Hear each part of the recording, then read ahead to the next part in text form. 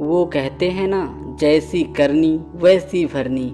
इंसान जैसा काम करता है उसे उसका फल भी वैसा ही मिलता है। अगर आपने अच्छे कर्म किए होंगे तो आपको उसका अच्छा फल मिलेगा, और अगर आपने बुरे कर्म किए होंगे तो आपको बुरा फल मिलेगा। अगर किसी के साथ कुछ बुरा होता है तो लोग कहते हैं कि इसने पिछले जन्म में ज़रूर कुछ बुरा किया होगा, इसलिए ही उसके साथ ऐसा बुरा हुआ। और अगर किसी के साथ कुछ अच्छा होता है तो लोग कहते हैं कि इसने पिछले जन्म में ज़रूर कुछ अच्छा काम किया होगा, इसलिए इसके साथ आज ये अच्छा हुआ। देखा जाए तो आज के ज़माने में इंसान को अपने इस जन्म का हिसाब इसी जन्म में चुकाना पड़ता है। एक कहानी यूँ है कि एक बार एक व्यक्ति को यमराज मिल जाते हैं। वह व्यक्ति उन्हें पहचान नहीं पाया। यमराज ने उस व्यक्ति से पीने के लिए पानी मांगा। उस व्यक्ति ने बिना कुछ सोचे और बिना एक क्षण गंवाए यमराज को पानी पिला दिया।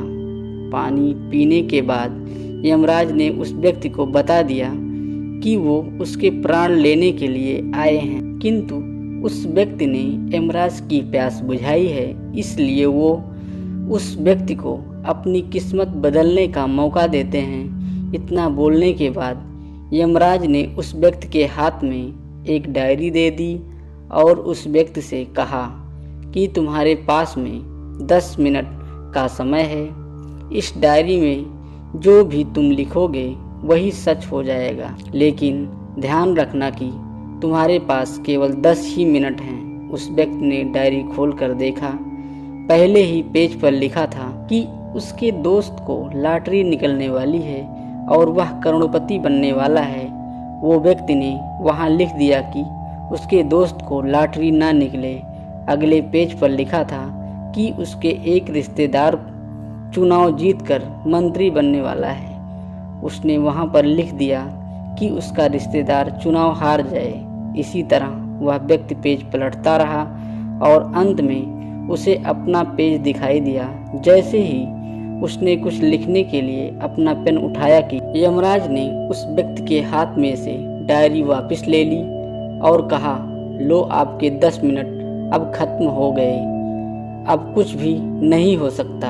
यमराज ने कहा, तुमने अपना पूरा समय दूसरों का बुरा करने में व्यतीत कर दिया और अपने आप को ही खतरे में डाल दिया। अब तो तुम्हारा अंत निश्चित है। अब तुम्हें कोई नहीं बचा सकता, क्योंकि तुम अपने आप को ही नहीं बचा पाए। यह सुनकर वह व्यक्ति बहुत पछताता है, क्योंकि अब सुनहरा मौका उसके हाथ से निकल चुका था। दोस्तों, अगर भगवान ने आपको कोई शक्ति दी है तो कभी किसी का बुरा ना सोचें और ना ही किसी का बुरा करें। दूसरों का भला करने वाले सदा सुखी और दूसरों का बुरा करने वाले सदा दुखी रहते हैं। दोस्तों, अगर आपको हमारी कहानी अच्छी लगे तो लाइक करें, शेयर करें और ऐसी ही कहानी सुनने के लिए चैनल को सब्सक्राइब जरूर करें। धन्यवाद।